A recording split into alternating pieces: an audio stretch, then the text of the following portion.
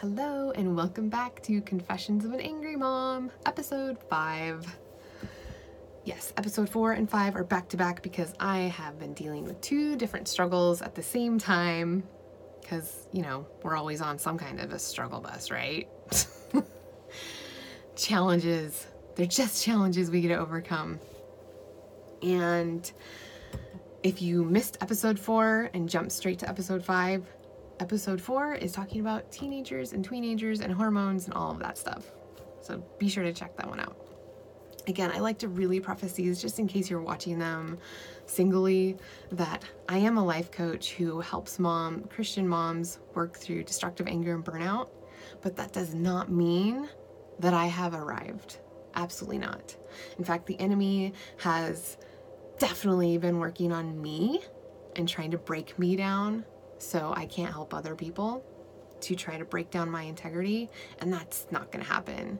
And doing videos like this is really helpful to shine a light into the darkness that he tries to keep me in, which is a really good point. I heard this on a podcast, which check out. It is called Confessions of a Crappy Christian. Awesome. Really good podcast. Anyway, I'm going to be on it soon, so even more reason to check it out, right? Okay.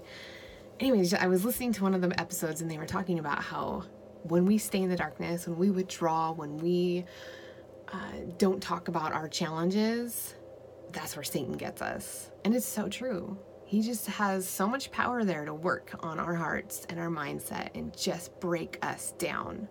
But when we shine a light, when we open up and we talk about our challenges, we totally break him down and tell him no. And we allow Jesus to work in our hearts, and we allow Jesus to take the wheel. And so on to today's subject. Mike has been very busy lately, which is a really, really good thing. We love it when he's busy, but it's caused a little bit of a disconnect in marriage. And just because busy times, you can't fit everything into, it just throws balance off, right? And I get that. But, when it's attacking me, that's not okay. Well, so says my sinful self, my selfish self. And so, in fact, I'm recording this video and I've been giving him the silent treatment. I still haven't talked to him yet, which after I hang up, as if I have my watch on. By the way, I just have a little tendonitis, nothing major. I plan to go talk to him after I record this video, but I feel like right now is a really good time to be completely open and tell you how I'm working through this challenge, and just be like, dudes, I still give my husband the silent treatment. Still working through it. It happens, right? Anyways, I've been feeling like, because of a disconnect, anything he says, it's just not good enough for me. Anything he says to make anything better, it's just an excuse to me. And honestly, he's a really good guy, and he's trying really hard and working really hard for his family, and I don't give him enough credit for that, right? And I love him, and if you're watching this, babe, I love you so much, and I'm sorry that I've been a brat, basically, to put it that way. A brat. Is he perfect? No, but neither am I, right? But so many times we get it stuck in our head that our spouse needs to show up a certain way for us, and we don't look at ourselves. And that happens to me often, too often. And in the phrase of my amazing marriage coach, Elisa, from One Extraordinary Marriage, her and her husband, Tony, say, you have to attack the problem together, not attack each other over the problem. And I've definitely been attacking him over the problem and not trying to attack the problem together. And I will be doing that soon. After I get off of this, I promise. But how did I work through this? How did I get to this point? Because there's definitely been this internal battle of I just don't want to. I don't want to give in. I don't want to say I'm sorry. I want to stay mad at him. I want to be frustrated. But on the other side, it's like these two ain't the devil and the angel on your shoulder. The other one's like, but I really do want to. I want to make like things bright. I don't want to be fighting. This is stupid and ridiculous.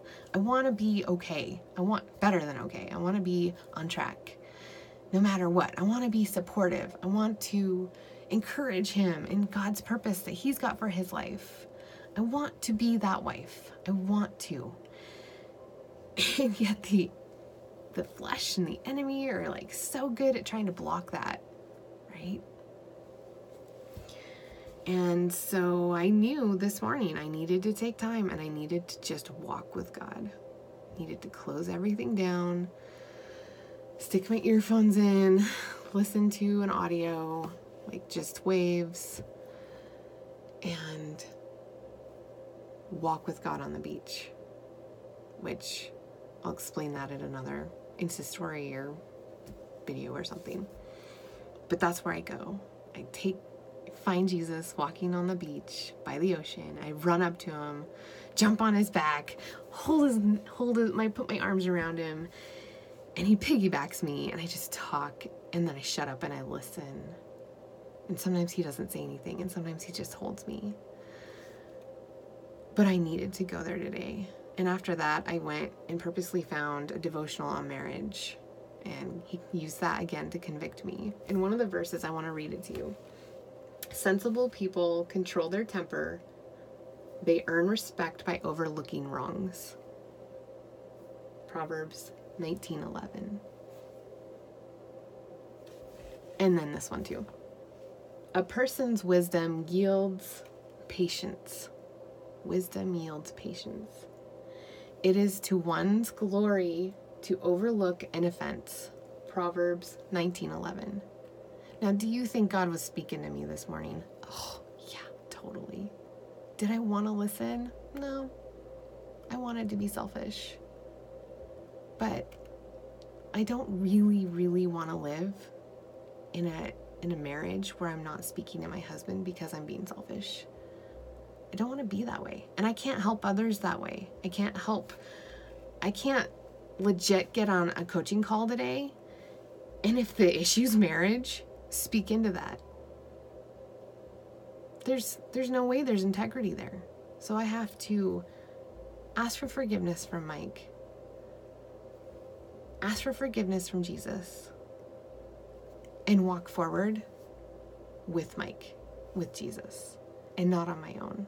Because staying on my own is where destruction happens. You have to shine your light. You have to open your heart up and let God work through you to help other people, to love other people, to serve other people. If you're sitting there right now and you're stuck and you're frustrated and you're hurting and you're breaking up inside because of how you're treating your kids or because of how you're treating your husband, because you don't feel like life is fair, because you feel like a victim to life, seek out help and find someone to talk to about it. Open up. You are not alone on that struggle. Open up. Ask God to give you someone to talk to. Speak to God. Obviously, start with him first. Go to the Word. Open the Word up and let him fill you. And then find somebody else you can talk to and open up about it. I had a friend who opened up about her marriage today to me, and it was so convicting, and that's why I got on here today, because I'm like, oh my goodness, I totally need to do that too. And because she talked about it, I talked about it. Because she talked about it, not with just me, with some other friends, that speaks into their marriages. And because she did that, now I'm speaking in to whoever sees this video. And what are we doing? We are shining God's light, truth, love. Well, this episode is about to end because of time. Hopefully this is helpful. DM me if you have any questions, comments, you want to talk. I'm here for you. All right? Open up. I love you. Bye.